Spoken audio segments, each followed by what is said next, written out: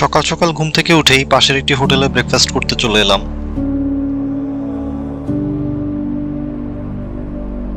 হোটেলটিতে আমাদেরকে দেয়া হলো গরম গরম লুচি, সেই সাথে ডাল, মুরগির মাংস এবং ভাত।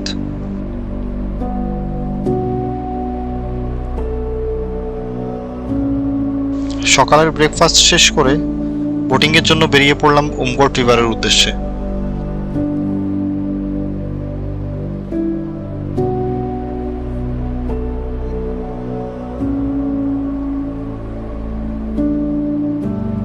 ঘড়িতে এখন সময় সকাল 7:30। বোটিং এর লোকেশনটা আমাদের থাকার জায়গা থেকে খুব কাছেই ছিল, তাই পায়ে হেঁটেই রওনা হলাম।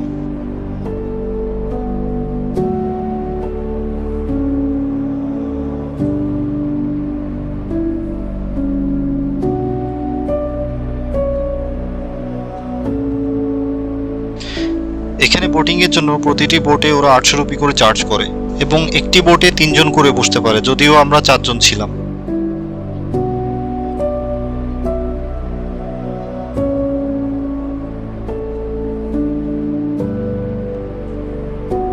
আমরা এই মুহূর্তে ভারত এবং বাংলাদেশের একদম শেষ সীমান্তে আছি। এখানে আপনারা যেই নৌকাটি দেখতে পাচ্ছেন, এটা বাংলাদেশ সীমান্তে।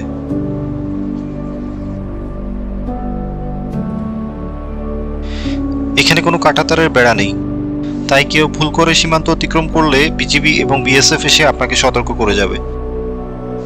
সীমান্তের খুব কাছাকাছি থাকার কারণে ফোনে বাংলাদেশের নেটওয়ার্ক সিগন্যাল খুব ভালো কাজ করছিল।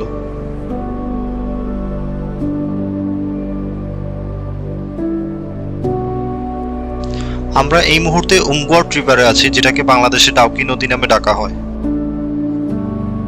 এটা এশিয়ার অন্যতম একটি স্বচ্ছ এবং পরিষ্কার পানির নদী। শরতের শেষের দিকে এবং শীতকালে এই নদীর পানি সবচেয়ে বেশি স্বচ্ছ থাকে। নদীর উপর যে ব্রিজটি দেখা যাচ্ছে, এটা হচ্ছে ডাউকি সাসপেনশন ব্রিজ।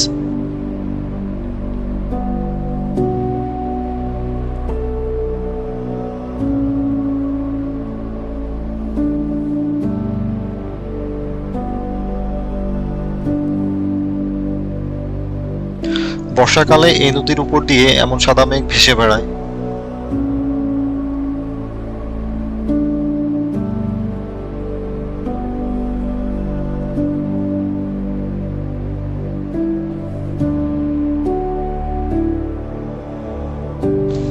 এই নদী থেকে 8 কিলোমিটার দূরেই স্নোনপ্যাডাং গ্রামটি অবস্থিত।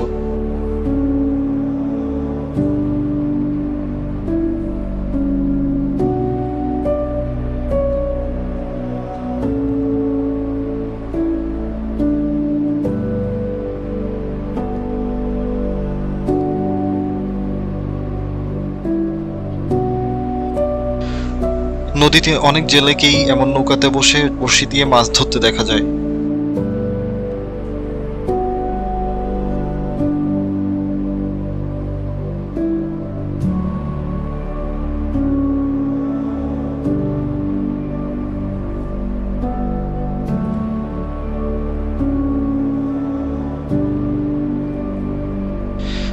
শীতকালে এই নদীর তীরে ক্যাম্পিং করা হয়। ওই সময় নদীর তীরে টেন্ট ভাড়া নিয়ে রাতে থাকার ব্যবস্থা থাকে।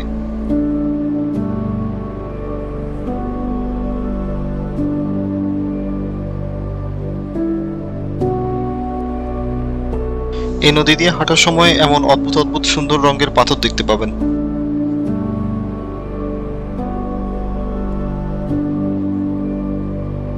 অনেকের কাছেই শোনা যায় এই পাথরগুলোর নাকি প্রাণ আছে এবং এরা বংশ বিস্তার করতে পারে।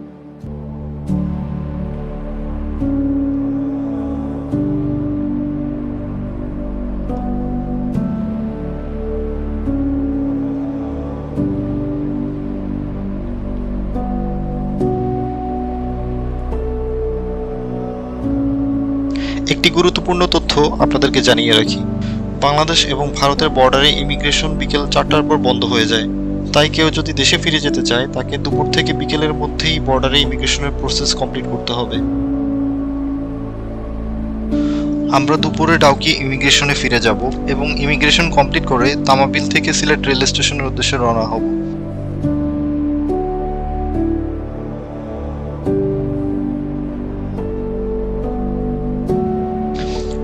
এ জায়গার পরিবেশ এতটাই শান্ত এবং সুন্দর যে এখান থেকে আর ফিরে যেতে ইচ্ছে করছিল না।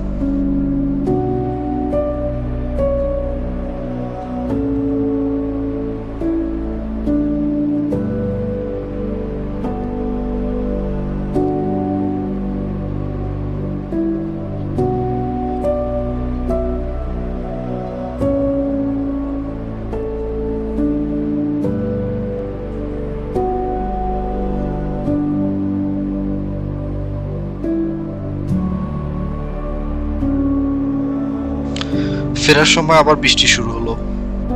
যাওয়ার সময় শেষবারের মতো পাহাড়ের কোল ঘেঁষে ছোট ছোট ঝর্ণাগুলো দেখতে দেখতে চলে যাচ্ছিলাম।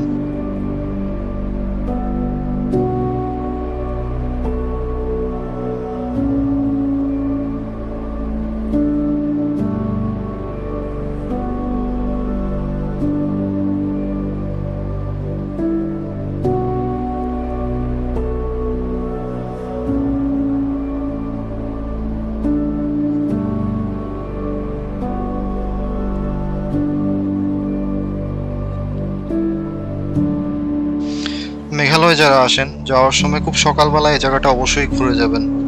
এই সময়টাতে পর্যটকদের আনাগোনা খুব কম থাকে, তাই প্রকৃতিকে নিজের মতো করে উপভোগ করতে পারবেন।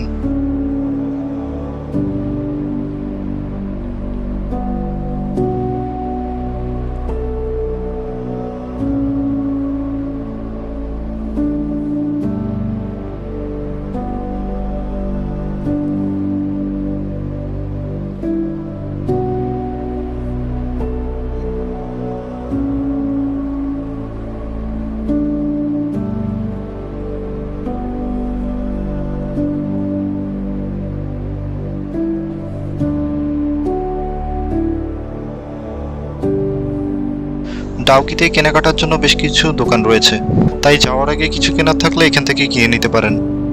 এখানে প্রোডাক্টের দাম আমার কাছে বেশ সাশ্রয়ী মনে হয়েছে। আপনার কাছে যদি ভারতীয় রুপি শেষ হয়ে যায় তাতেও চিন্তার কোনো কারণ নেই, কারণ এখানে কিছু কিছু জায়গায় আপনি বাংলা টাকা দিয়েও কেনাকাটা করতে পারবেন।